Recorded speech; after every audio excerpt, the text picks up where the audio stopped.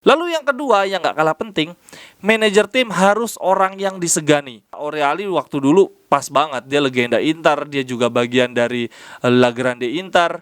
Nah, si Riccardo Ferri Cerewetan ceking kita nyerewetin apa aja. Teman-teman, saat ini kalian sedang menyaksikan Cerewetin Inter. Apa kabar teman-teman semua? Semoga dalam keadaan yang sehat, yang bahagia kayak gue. Gimana penampilan gue hari ini? Gokil, baju baru. Untuk teman-teman yang mau baju baru juga, silahkan isi link yang ada di deskripsi. Itu Giornata terakhir ya teman-teman. Untuk 5 posisi teratas nanti akan bertemu di Zoom. Kita cerdas cermat bareng. Seberapa interkah kamu? Ini Giornata terakhir, jadi jangan sampai terlewat ya teman-teman. Hari ini gue mau bahas manajer tim terbaru kita, Riccardo Ferri.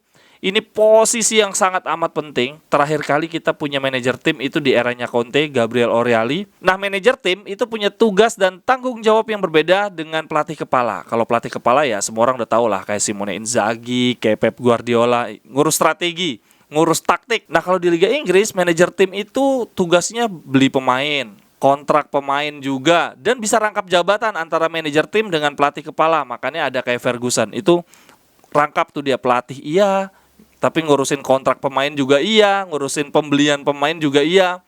Arsene Wenger juga gitu dulu di Arsenal, dia merangkap antara pelatih dan manajer. Oleh karenanya ada game namanya Football Manager tuh, ngelatih iya, ngurusin kontrak juga iya, beli pemain juga iya, terus nawar pemain juga iya. Itu cuma ada di Liga Inggris sebetulnya, kayaknya ya, gabungan antara manajer dengan pelatih. Antonio Conte dulu di Chelsea dia pelatih doang, dia nggak ngerangkap sebagai manajer, makanya dia pernah ngeluh dulu di Chelsea. Aduh, gue dapat pemain kok nggak sesuai dengan keinginan gue ya. Sarri juga gitu di Chelsea. Kayaknya kalau di Chelsea pelatih sama manajer dipisah. Pochettino dulu waktu zaman di Spurs dia naik tuh setelah 2 tahun jabat jadi pelatih, kemudian dia jadi manajer gabung. Begitu juga Arteta. Ini ada artikel menyebutkan bahwa Arteta tahun 2020 diangkat menjadi manajer. Waktu itu kepala eksklusif sepak bola Arsenal bilang gini, Arteta telah mendorong klub ini menjadi maju, mengangkat semangat dan energi tim dan penggemar Arsenal di seluruh dunia. Dia melakukan pekerjaannya dengan benar-benar fenomenal, oleh karenanya kami mengubah jabatan dia ke depan menjadi manajer tim. Jadi seakan-akan naik jabatan gitu ya, nggak cuma pelatih tapi merangkap pelatih sekaligus manajer. Itu cuma ada di Liga Inggris. Karena kalau di Liga Italia yang ngurus tentang transfer kontrak pemain tuh direktur sport. Kalau di Inter ada Marotta.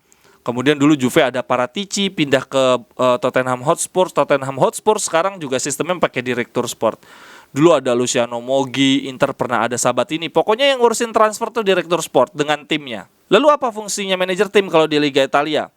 Fungsinya adalah menjadi jembatan antara manajemen dengan pemain. Contoh ya, Gabriel Oriali. Dulu waktu pertama kali comeback nih di eranya Conte, dia bilang gini di konferensi pers. Saya akan membuat peraturan, pemain harus mematuhi peraturan ini, harus komitmen, harus profesional. Pokoknya tidak boleh ada yang melanggar, tidak ada toleransi bagi pemain yang melanggar peraturan.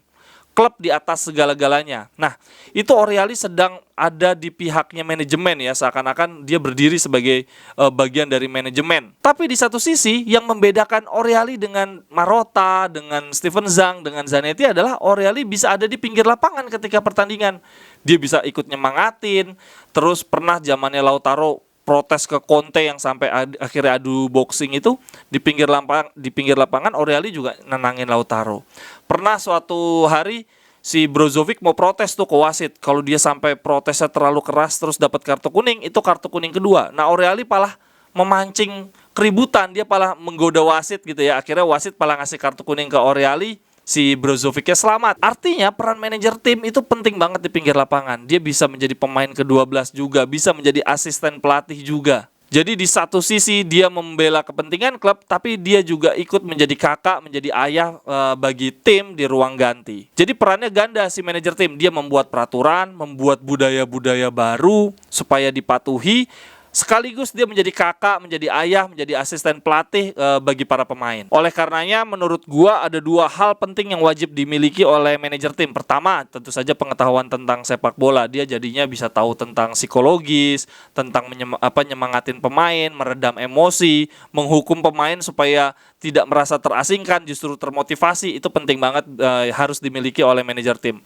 Lalu yang kedua yang gak kalah penting, harus orang yang disegani. Oleh karenanya manajer tim itu harus legenda klub, bergelimang gelar juara. Oreali waktu dulu pas banget, dia legenda Inter, dia juga bagian dari La Grande Inter. Nah, Ricardo Ferri harusnya sih memenuhi dua hal tersebut ya. Tentang sepak bola dia pasti paham lah, orang dia membela Inter dari tahun 81 sampai dengan 94. Dan dia juga legenda Inter yang bergelimang juara loh. Karena dia dapat Scudetto juga, Coppa Italia juga, 2 kali Piala UEFA. Artinya dia punya atribut yang sama baiknya dengan Lele Oreali. Cuma sekarang tinggal bagaimana eksekusinya. Dia punya 2 hal yang harus dimiliki sebagai seorang manajer tim. Sekarang tinggal pembuktian aja. Kalau menurut teman-teman gimana? Punya pendapat tentang pentingnya manajer tim atau punya ulasan-ulasan lainnya? Silahkan pendapatnya. Atau di sini teman-teman ada yang punya fakta menarik tentang Ricardo Ferri atau tentang manajer tim? Silahkan di kolom komentar. Sampai ketemu di cerewetan-cerewetan berikutnya. Bye-bye, thank you. Cerewetan ceking kita nyerewetin apa aja.